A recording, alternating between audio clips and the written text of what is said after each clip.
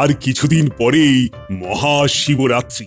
মন্ত্রী, শুনেছি মন পবিত্র করে নিরম্বু উপবাস রেখে বাবার কাছে ভক্তি ভরে কিছু চাইলে বাবা তার মনস্কামনা পূর্ণ করেন।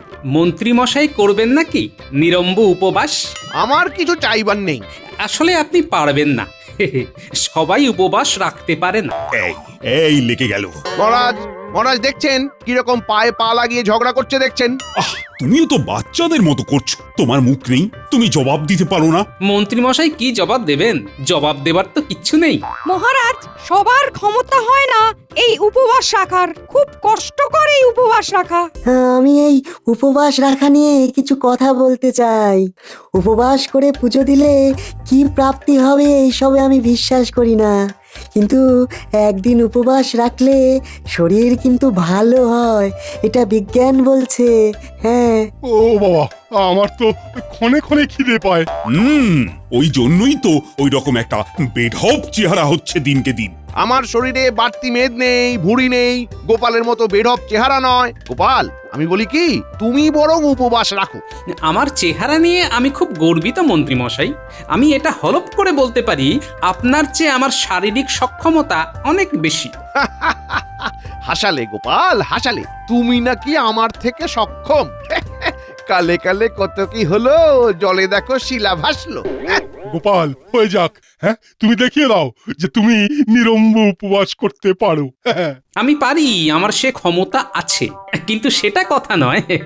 মন্ত্রী মশাই কি উপবাস করবেন? যদি উনি করেন তবে আমি রাজি। ঠিক আছে, আমিও একটা ঘোষণা করছি। মহাশিবরাত্রিতে উপবাস রেখে যে হাসি মুখে শিবের মাথায় জল দিয়ে উপবাস ভঙ্গ করবে তাকে আমার তরফ থেকে পুরস্কৃত করা হবে। পুরস্কার দেবেন মহারাজ?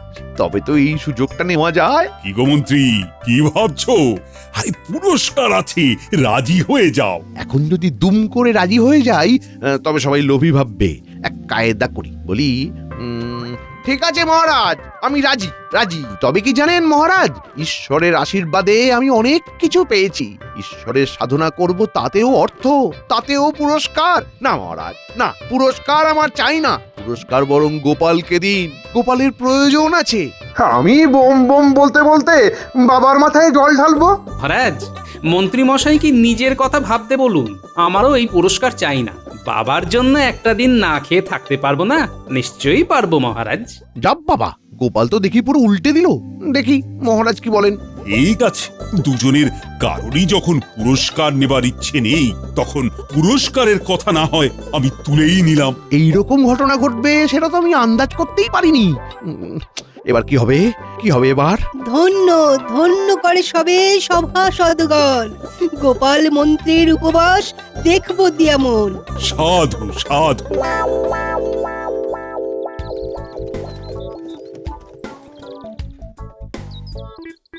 মা, চলে এলাম।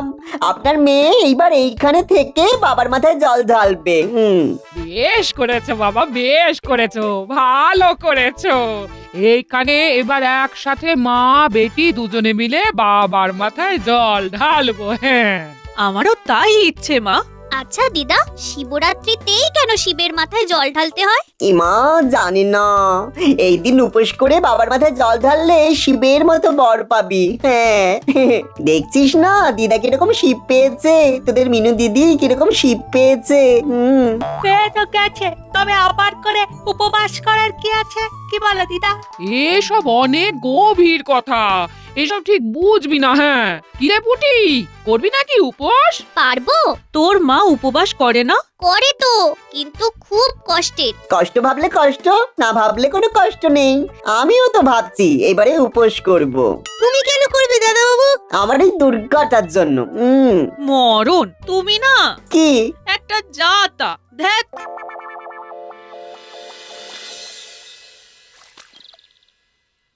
মন্ত্রী মশাই, আপনি এত গম্ভীর হয়ে গেলেন কেন? হ্যাঁ, দেখলে না, পুরস্কার না নিয়ে কিরকম নায়ক হয়ে গেল সবার কাছে।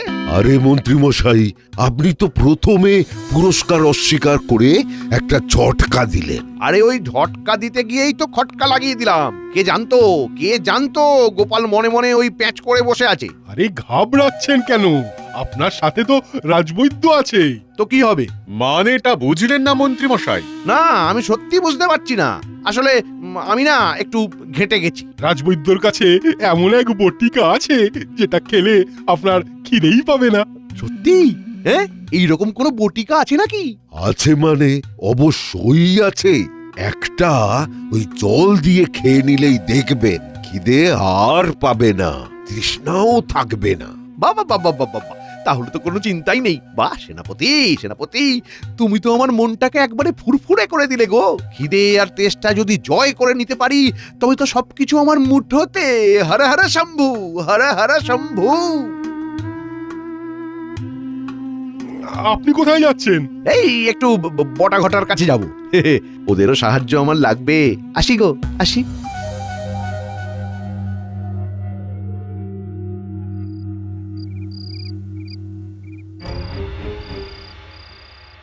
শোন, যে জন্য তোদের কাছে আসা, একটু ভালো করে বুঝবি বিষয়টা।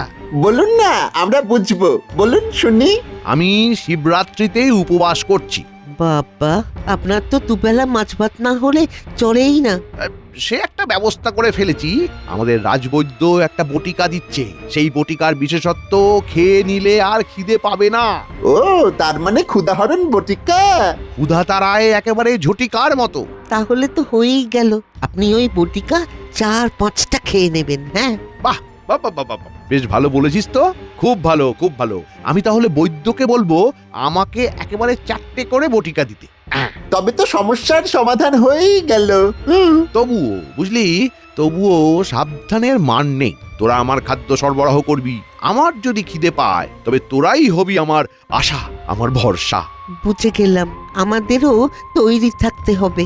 হ্যাঁ, আমার গিন্নি খাবার তৈরি করে রাখবে, তোরা আমাকে খাবার সরবরাহ করবি। কি করে জানবো যে আপনার খিদে পেয়েছে? ঘটা আমার সাথে থাকবে। আমার খিদে পেলে আমি ঘটাকে জানাবো। ঘটা চলে যাবে তোর কাছে, তুই খাবার নিয়ে চলে আসবি, আমি লুকিয়ে খেয়ে নেবো। হি হি। ও, তার মানে ওই যা ছোটাছুটি সব আমাদেরই করতে হবে। এই রকম দৌড়াদৌড়ি করতে করতে তো আমাদের খিদে পেয়ে যাবে তখন। আরে এটা কি আর হবে? এটা যদির কথা। তোদের আমি অতিরিক্ত হিসেবে রাখলাম, বুঝলি? রাজবৈদ্যর বটিকা খেয়েও যদি খিদে পায় তখন, হ্যাঁ? আর তোদের খিদে পেলে কি আর তোরা না খেয়ে থাকবি? গিন্নিমা আছে না, আমি বাড়ি গিয়ে তোদের গিন্নিমাকে সব বুঝিয়ে বলবো। ঠিক আছে মন্ত্রী মশাই, আমরা দৌড়াদৌড়ি করব। সবই ঠিক আছে, কিন্তু সবটাই কি আক্ষেপ? কেন? আরে আক্ষেপ হবে কেন? তোরা এই ছুটোছুটি করার জন্য তোদের পারিশ্রমিক পাবি, আর তার সাথে খাওয়া। কি ঠিক আছে? হ্যাঁ, বাবা, তাহলে তো কোনো কথাই নেই। হ্যাঁ, তাহলে আমি চলি। শুভরাত্রি।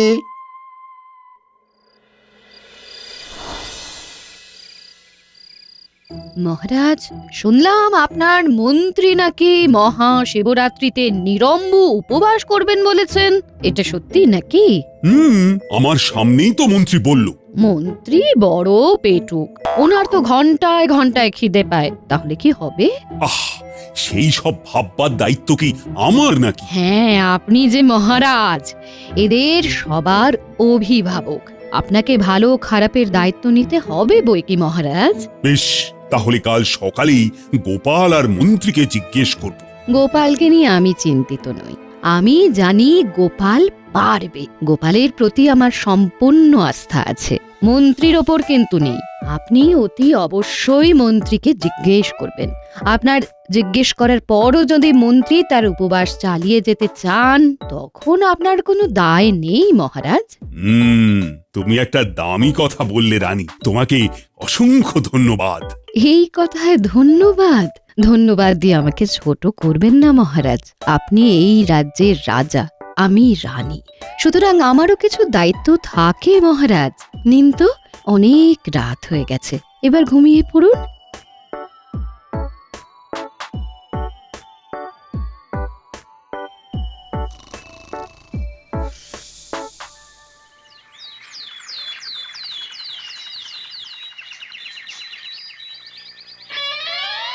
বিষয়টা একটু ভেবে দেখো, তোমার আবার থেকে থেকে খিদে পায়। না না, আরে ওসব ভাবা হয়ে গেছে। ও তোমার সব ভাবা হয়ে গেছে, আমাকে জানানোর প্রয়োজন মনে করোনি? আরে ওহো, আরে রাগ করছো কেন? কাল তো তুমি ঘুমিয়ে পড়েছিলে, আমি তোমাকে ডাকিনি, তুমি ঘুমিয়েছিলে। আমি ঘুমিয়েছিলাম, তাহলে ঘরের দরজাটা খুলে দিল কে? ভূতে? কি মুশকিল, ঘরের দরজা তো তুমি খুলে দিলে, কিন্তু তুমি তো বললে আজ আর কিছু কথা না, যা কথা বলার কাল সকালে হবে। আমি বললাম আর তুমি সাথে সাথে কথা শুনলে? কই একটু জোর নেই তোমার আমার উপর? তুমি জোর করে বলতে পারলে না? তোমাকে শুনতেই হবে, তুমি না শুনলে আমি ঘুমাবো না। তুমি বলতে পারলে না? আরে উফ, তোমাকে বোঝা দায়। ও তার মানে আমি অবুঝ, আমি কিচ্ছু বুঝি না। আমার মাথায় কিছু ঢোকে না। এই মাটি করেছে। আরে এই সব কথা আবার কখন বললাম তোমায়? কখন বললে মানে? এই তো বললে, এক্ষুনি বললে। আমাকে বোঝা দায় বলে না? এটা তো আমি নির্ভুল বলেছি। তুমি কখন রাগ করো, কখন খুশি থাকো। ও এবার আমি তোমার কাছে পাগল হয়ে গেলাম। আমি পাগল, আমি কখন হাসি, আমি কখন কাঁদি, কখন রেগে যাই। হ্যাঁ? আরে না রে বাবা না, আমি এসব বলিনি, তুমি তিলকে তাল করছো। ছোটবেলায় মা কতবার বলেছিল, ওরে শিবরাত্রির উপবাস কর, শিবের মতো বর পাবি। তখন যদি কথা শুনতাম, আমার এই দুর্দশা কি হতো? হ্যাঁ? যাও, তোমার সাথে কথা বলবো না, যাও।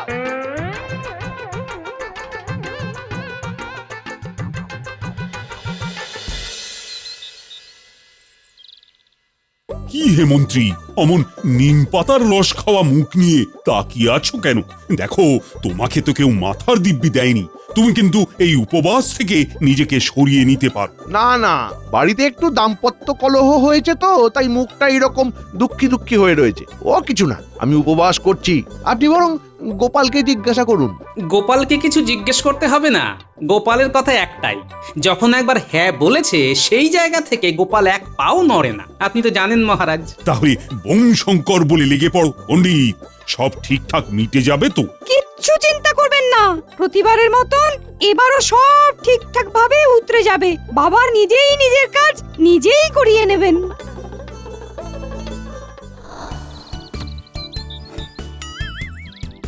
যা, বলটা অনেক দূরে চলে গেল।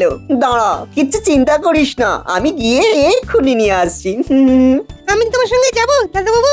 না, আমি যাচ্ছি।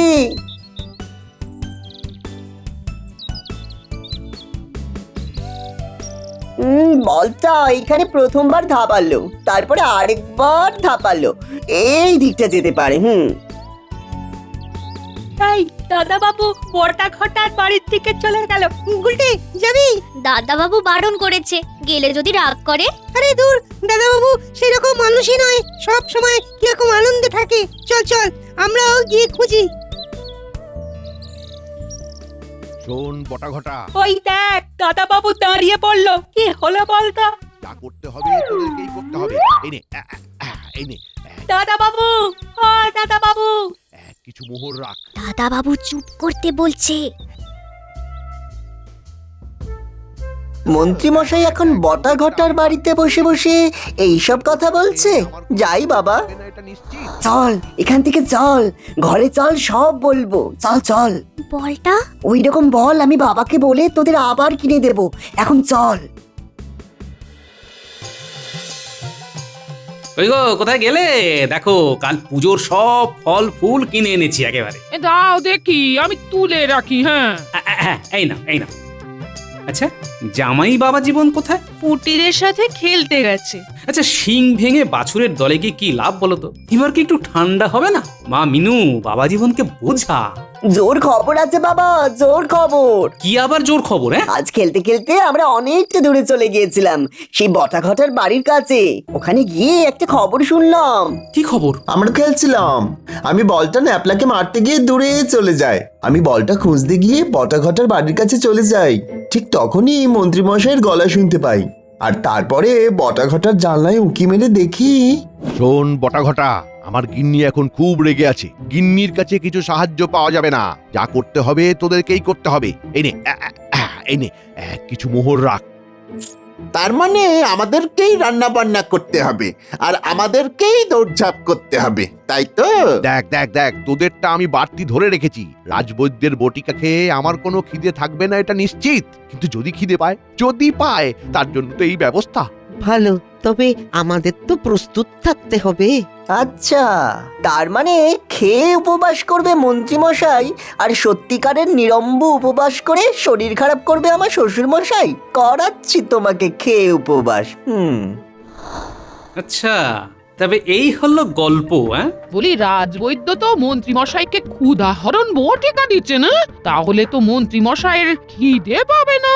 বলি মন্ত্রী মশাই লোক ঠকাবে আর তুমি আমার সততা আমার কাছে গিন্নি, আমি ভোলে বাবার দিকে তাকিয়ে থাকবো। কোনো অভিযোগ নয়, যা হবার হবে। ভালো হলে ভালো হবে, মন্দ হলে মন্দ হবে, ব্যাস। আপনি তাই বলুন বাবা, কাল সকাল থেকে বটাঘটা আমাদের হাতে বন্দি। আমি তো নন্দী, কাল ওখানে তাণ্ডব হবে। বপম বপম বম বলে শিবি শম্ভু দোলে দোলে, বপম বপম বম বলে শিবি শম্ভু দোলে দোলে। আমরা বাইরে থেকে শিকল তুলে দিয়ে তালা আটকে দেব। থাকো তোমরা ঘরের মধ্যে। ভোলে বাবা সব দেখছে, কাল কিছু একটা মজার ঘটনা ঘটবেই ঘটবে।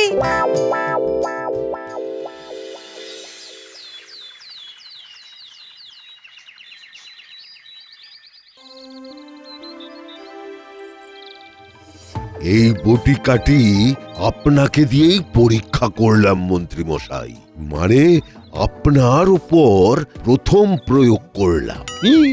আমি প্রথম? আরে ঘাবড়াচ্ছেন কেন মন্ত্রী মশাই? দেখুন না, আপনি কিরকম বিখ্যাত হয়ে যাবেন। আমার অনেক দিনের ইচ্ছা ওই বিজ্ঞানীটার মুখে ঝামা ঘষে দেওয়া। এই বটিকা আমাকে সেই সুযোগ দেবে। আপনি 4টে বটিকা খেয়েছেন, দেখবেন আপনার 4 দিন খিদে পাবে না। আপনি নিশ্চিন্তে থাকুন।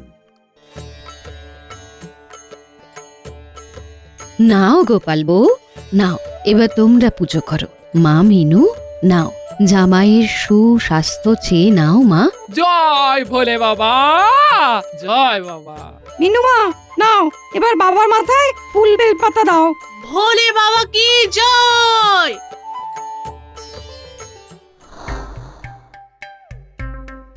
আজকের মতো তোমরা এই ঘরে বন্দি, দরজায় তালা লাগিয়ে দিয়েছি। তোমরা রান্না করো আর তোমরা নিজেরাই খাও। এই বিদ্যুৎ দল, খুলে দে বলছি, খোল। রাতে খুলে দেব, এখন ঘরের ভেতর বসে আগডুম খেলো। ভালো বলেছিস গুলটে, আগডুম বাগডুম ঘোরাডুম সাজে বটা ঘটা ঘরের মাঝে। আমি একটু বদলে দিলাম। কিরকম কিরকম পেটটা যেন করছে। কিরকম পেটটা যেন করছে, পেটের ভিতর ইঁদুর যেন নড়ছে। তুমি চুপ করো তো, এটা কিরকম হলো? খিদে কেন পাচ্ছে? বটাঘটাকে দেখতে পাচ্ছি না কেন? ওরে বটাঘটা, আয় বাবা, আয় আয় আয়। কি হলো মন্ত্রী মশাই, মুখটা কুঁচকে কেন? ওই গোপাল, ওই বিজ্ঞানী, সবাই এসে শোনো। কি হলো মন্ত্রী মশাই, আপনার কি হলো?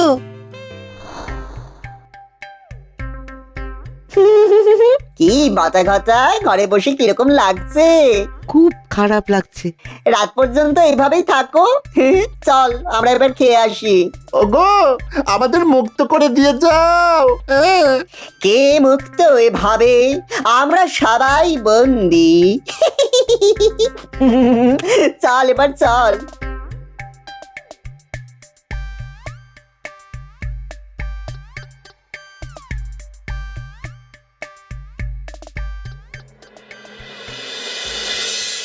কি হলো মন্ত্রী, কি হয়েছে?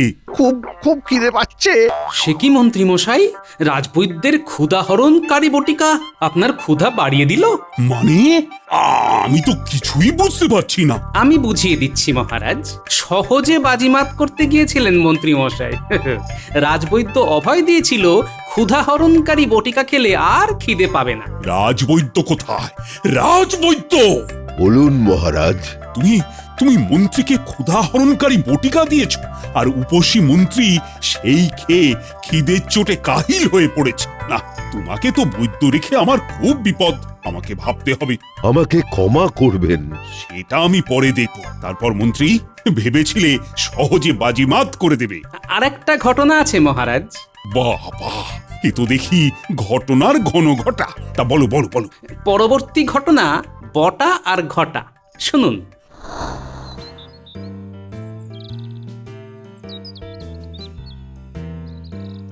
কি বাটা ঘটা খাওয়া হয়েছে?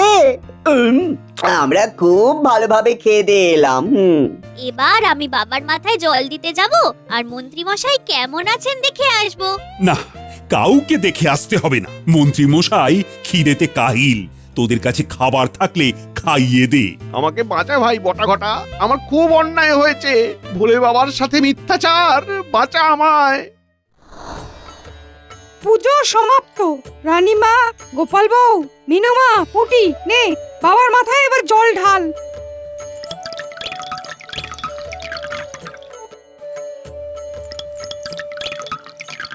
একটা জিনিস লক্ষ্য করলে গোপাল, ভোলে বাবা মিথ্যে জালিয়াতি একেবারেই পছন্দ করেন না। জয় ভোলে বাবার জয়।